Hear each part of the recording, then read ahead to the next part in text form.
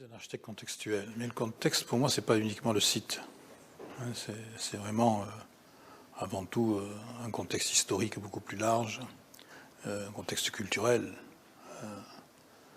et effectivement construire dans les pays arabes sont très différents d'abord, mais à chaque fois c'est essayer de continuer une histoire et d'intervenir dans cette histoire. Je crois qu'un bâtiment a toujours des liens, a toujours des racines. Et je me vois mal faire à Paris un bâtiment qui pourrait être à Doha, et à Doha un bâtiment qui pourrait être à Paris. Ça me paraît difficile. Pourtant, quand vous arrivez là-bas, il y en a quelques-uns qui pourraient être dans les deux endroits. Donc, c'est pas uniquement une question d'intégration au site, comme on dirait, selon ce qu'on nous apprend à l'école. C'est une intégration dans une profondeur historique. C'est un témoignage à un moment donné d'une influence culturelle qui vient changer la donne. L'architecture, c'est pour cela qu'elle ne doit pas toujours être la même. Elle doit parler à chaque fois de quelqu'un. Elle ne peut pas être la même dans le monde entier. Elle doit bien parler pour quelqu'un. Elle doit bien témoigner des désirs de quelqu'un. Je crois que l'architecture, c'est écouter. Donc on ne fait pas la même architecture à l'ouest, à l'est, au sud, etc. Donc je veux dire, on n'a pas... L'architecte n'a pas à imposer ses propres valeurs ou ses propres sensibilités sur des plans aussi généraux. Je ne le crois pas. On n'arrive pas avec un bagage qui est le nôtre et on dit vous prenez ça, à moins qu'on vienne nous chercher pour ça. Mais c'est pas la philosophie que j'ai de mon métier. Je crois que mon métier, c'est d'abord d'essayer de comprendre où ces architectures vont se situer, comment elles vont s'ancrer et quel sens elles vont faire là où elles vont être. Donc toujours ce problème de sens et de sensibilité. Je crois que l'architecte, le rôle de l'architecte, c'est de rappeler qu'il construise quelque part. Autrement dit, que le terrain n'est pas libre, que ce n'est pas une chose complètement nue. C'est pas vrai que c'est vide. Il y a beaucoup de charges historiques et géographiques et beaucoup de charges, une énorme mémoire de ces pays liés au désert, à la mer, liés à et liés à leur religion et à leur culture générale. But nature is a very wide word also. I mean, for us, nature is not only about plants, of course, it's plants, but it's more about the climate, about the general surrounding, about the people also. So we see that, I mean, also about the timing. I mean, the time passing through the buildings for us is nature. I mean, there's a lot of effects that you can call them nature. And those effects of course, in the architecture for us are kind of the most important ones. I mean, it's the only ones where normally we work with. So depending where we are or which is the different project where we're working with, we always try to understand the nature, the surrounding, but even the history of those things, but even the climate, how it works, but even the possibility to generate, or if it doesn't exist really, something interesting to generate a kind of new nature.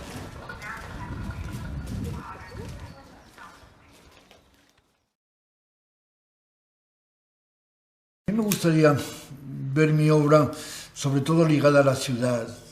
En el fondo me cuesta ver la obra de arquitectura despojada de lo que son sus obligaciones con un determinado momento en el tiempo y con un determinado lugar. Y entiendo que la obra de arquitectura, las más de las veces, por no decir siempre, está enraizada y tiene obligación de entender el medio en el que se produce.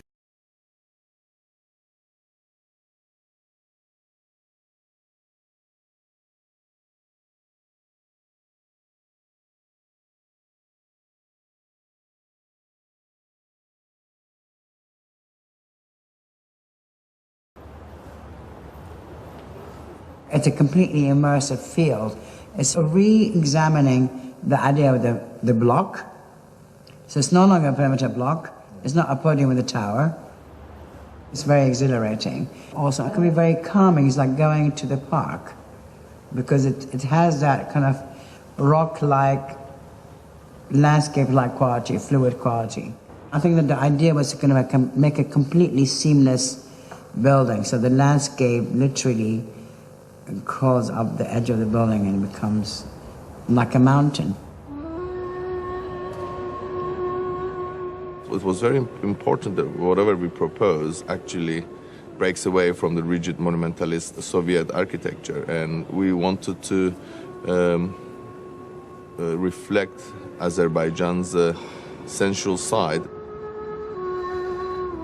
Turn the corner and this building changes.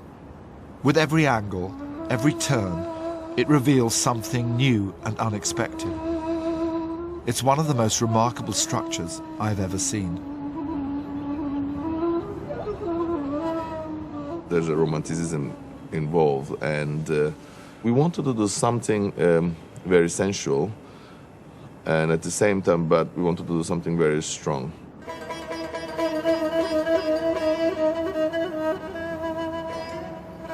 Traces of Zaha's buildings, their outlines and curves, can be found in more ancient surfaces. Look closely and you'll see in this Arabic calligraphy familiar shapes. Carved before us is a line of fluid forms, like Zaha buildings set in stone. Fluidity in architecture in this region always existed. So if you look at like the Islamic architecture's interiors, you always see the calligraphy or ornamental floral patterns running through in all these interior surfaces, from carpets to walls to ceiling to dome. And within our case, I mean, we use fluid spaces, which is continuously running and without being iconographic or without looking at the past, can relate to the region's understanding of architecture.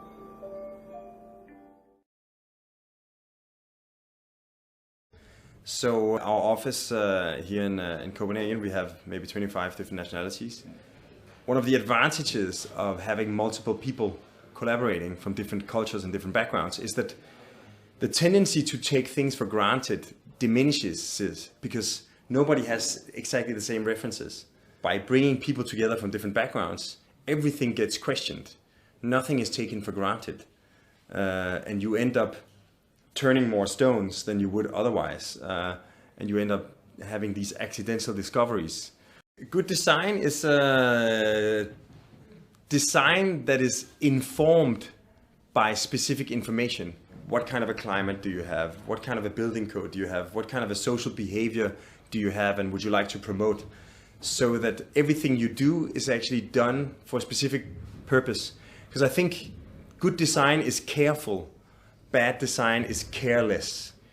I think what's in a bizarre way unique about our work is that we actually do what we say. So that like each project somehow we start by diving into the specific situation. What's the city? What's the landscape? What's the climate? What do the neighbors look like? What has to happen here? Like we try to look at all these practicalities, and we also try to see what do people normally do? Like how would you normally build this kind of school?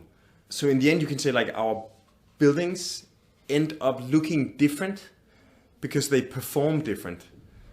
So I think the starting point is always to try to establish what are the key criteria, what is the most important question. And once you've identified the question, all you need to do is answer it. But you won't arrive at the right answer in the first go. So what you have to do is test and see how it actually works once you put the hypothesis into its consequence. Whenever we start a project, we will try to analyze what could be the key criteria in this specific situation. What's the most important issue? And then we try to make little design ideas that respond to those criteria. And then we try to mate the ideas. We try to see if we can combine maximum density with maximum views and sunlight and see what does that look like. So almost in this sort of Darwinian evolution, we sort of select and combine different criteria, different parental ideas, get different offspring. Some of them turn into mutants, and some of them turn into really interesting hybrids. So it becomes like this sort of evolutionary process, but it's also a quite wasteful process. You have to examine and investigate and test all these ideas. And my general principle is the more waste you produce in the design process, the less waste you'll end up building in the city.